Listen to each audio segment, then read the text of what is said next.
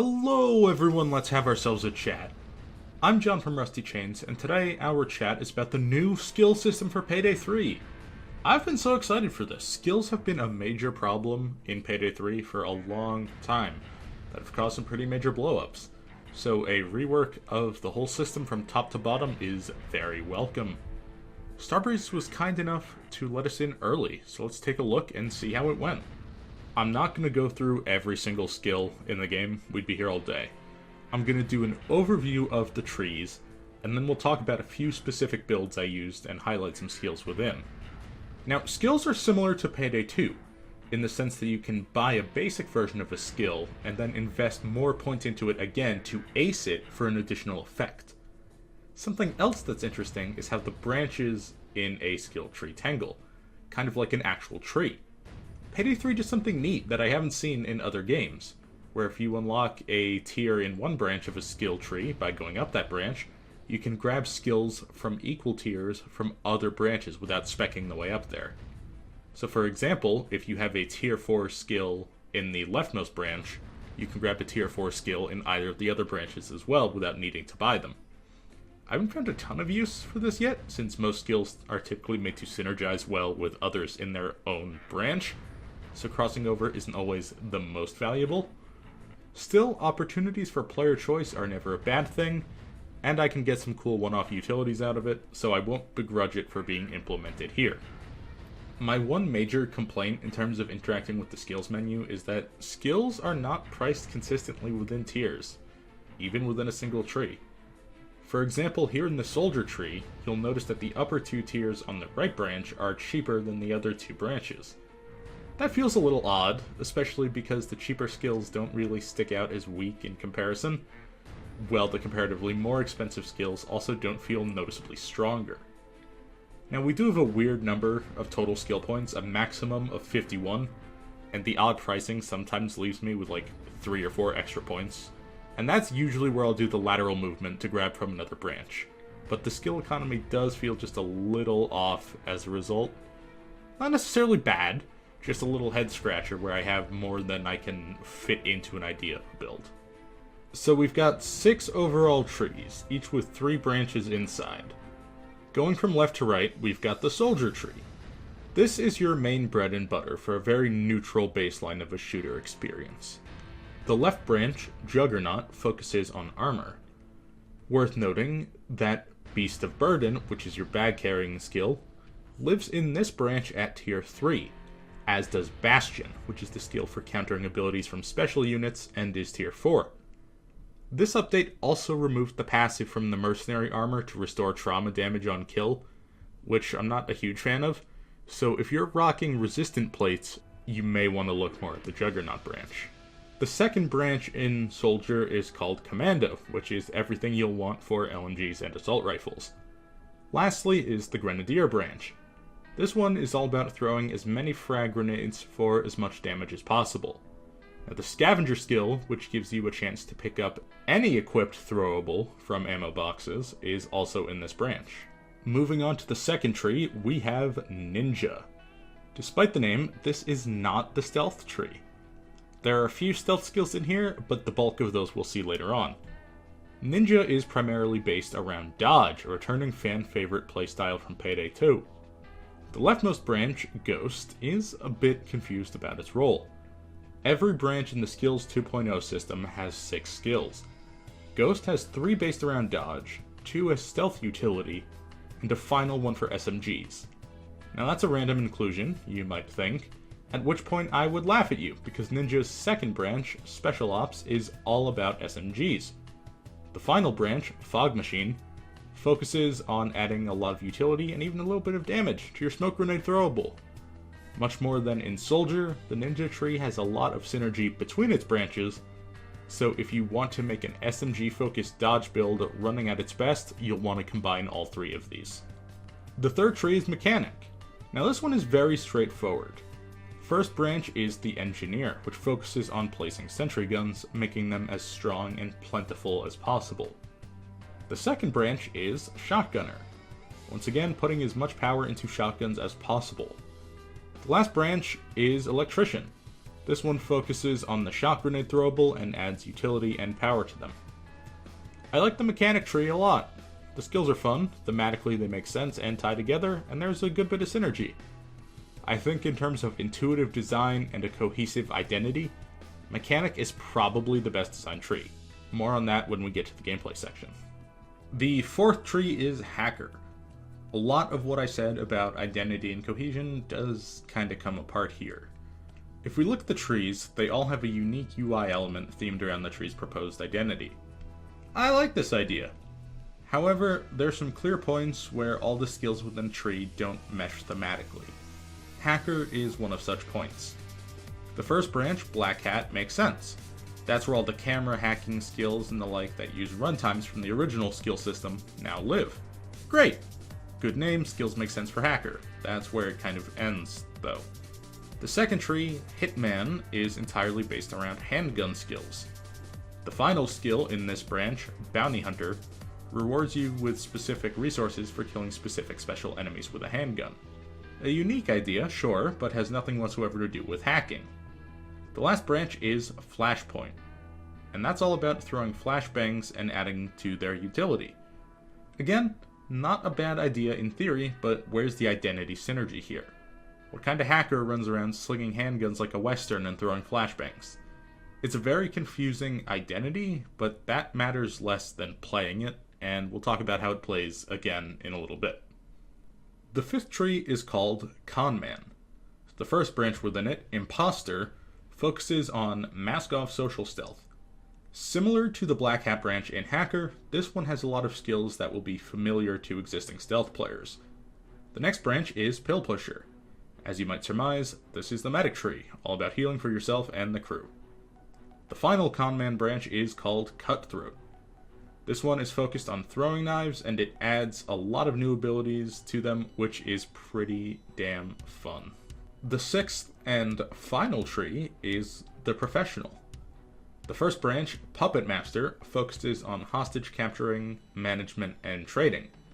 There's also a skill called Human Resources, which allows you to trade a ton of hostages for a copy of the deployable bag in your inventory, which is kinda scary when you combine it with the huge amount of consumables you can get from hostage trades that already flood the Neon Cradle nightclub within the current system.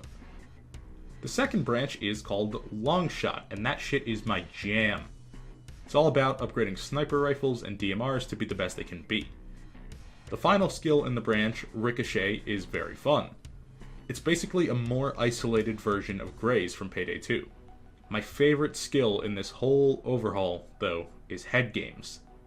It essentially lets you get an infinitely stacking damage buff for your snipers and DMRs, as long as you're hitting shots consecutively. Now, if you're like me, the weirdo that boots up Payday 2 No Mercy with a sniper rifle to beat his own accuracy record, this skill is perfect. It is so fun. 360 stacks is the point where a default unmodded M308 can 2-tap a bulldozer on the body, by the way. You know, just in case you were wondering.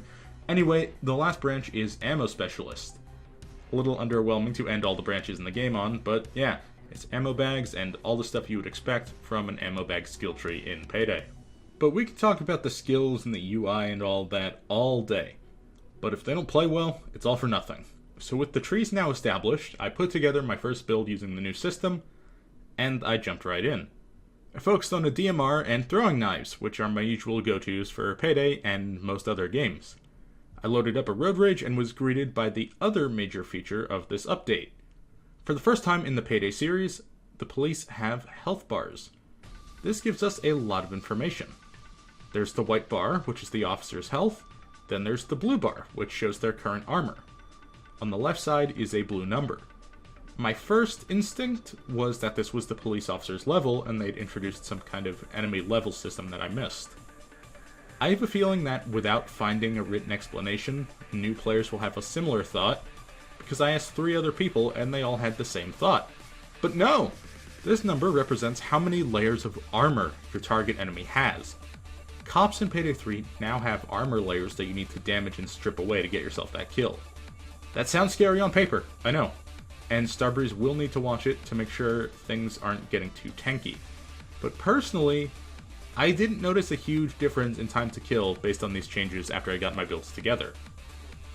Now, to avoid visual clutter, the cop's health bar is not visible until they take damage. If you're not a fan of it still, you can also fully disable the whole thing in your game settings, but I like it. Player information is always good, and this gives us 3 new visual metrics to track our damage output. Those being how fast we're breaking a layer, how long it takes to go through the layers, and then how fast it goes through the health bar itself. So like I said, I filled out the long shot branch and the cutthroat branch. Now I already gushed about the DMR skills a little bit, but I was having great fun with this. Just dinking and doinking heads and using throwing knives was a blast. The one skill that stuck out to me in a disappointing manner was Fan Throw from Conman. It changes your throwing knife attack to use 2 or 3 knives side by side, depending on whether or not you upgraded the skill. It certainly sounds cool, yeah, but with the way police move in this game, and with Weezer nowhere in sight, I had no consistent use for a skill that attacks in multiple equidistant places. I couldn't even reliably use it as a fire and forget, because then I'm doing trigonometry every time I throw on most maps to make sure I don't accidentally pierce the skull of a bank manager 2 zip codes away. So for me, Fan Throw was more of a novelty skill that can be fun, but not worth the points if you're trying to make the best build you can. Now don't take that to be a negative ding on the whole system though. If I have one skill as a miss out of the 2 whole branches I tried, that's a great first sign for this update. Next up, I wanted to go all in on mechanic because that sounded fun. I decided to spill a little doom in my Payday 3 today, so I grabbed a 2-plate armor and the Berserker skill from Shotgunner so I can shoot and reload while sprinting with shotguns. Then, I grabbed the double barrel for close range owies and the Justicar for longer range owies. I mostly joke about Doom, but also not really. See, in Payday 2, Chucky and I like to make theme builds, to see if we can get by using abilities, guns, and cosmetics based on characters. Some we've put together include Alan Wake, SpongeBob, and Seto Kaiba. These aren't meant to be meta, just enough to survive and be true to the character. It's weird, and not the most effective way to play at all. We know that. But it's really goddamn fun. And using the mechanic build was one of the first times in Payday 3 where I could really feel a fantasy, an identity of a build come together as I played. I really had a blast with this build, and it's the first time in Payday 3 that I've also been really drawn towards sentries. Absolute banger work on this as well. For my third heist, I went to 99 boxes and wanted to dodge, duck, dip, dive, and dodge. Loaded up some dodge skills from Ninja, along with the SMG skills, and went to work. Dodge is a fickle mistress. Like I said earlier, it was a fan favorite in Payday 2. It was also one of the more powerful playstyles in that whole game, so I was a bit nervous about how strong it would be here. This was especially compounded by the Under Pressure skill, which actually does heal you on successful dodge. I recorded this run on 99 boxes on very hard and did not struggle too much at all. I felt like I was on the upper edge of the power scale. Snipers and cloakers could still check me, and the SMGs being SMGs made it a bit harder to fight at long range. I did feel a certain sense of freedom with this build that I hadn't felt before in Payday 3. I was really running and gunning all over the place. It reminded me of Hoxton Breakout Day 1 in the best ways. Dodge players will feel right at home. Something I really, really like is that it tracks your dodge percentage chance on your screen for you at all times as a visible buff. You're never guessing about what skill is procced and trying to do those calculations. You always know how likely it is that you're about to dodge. This build also was completely shredding bulldozers, just like classic dodge SMG builds. To be honest, I think dozers may actually need some help in iterative patches after this update. Every build I've tried so far to this point in the video deletes them pretty quick, and with the renewed focus placed on them being a threat in Payday 3, they definitely lost a little bit of their spookiness in this update. Starbreeze will need to keep an eye on the balance, obviously, with the skill rework, but Dodge and Dozers will need a microscope. For my next build, I continued Dodge, but tried out the Hitman brand from Hacker instead of SMGs. This was the first one I didn't love, unfortunately. There's nothing here that gives extra damage or killing power to pistols unless you're doing it on an enemy that's already been stunned by something else. Most of this branch is about giving them extra utility and resource rewards, but if I invest the points into other weapons instead, I would just kill faster and then I wouldn't need the resource rewards from this. The ideas, especially the bounty hunter skill I mentioned, are interesting, but this one is a bit of a miss for me.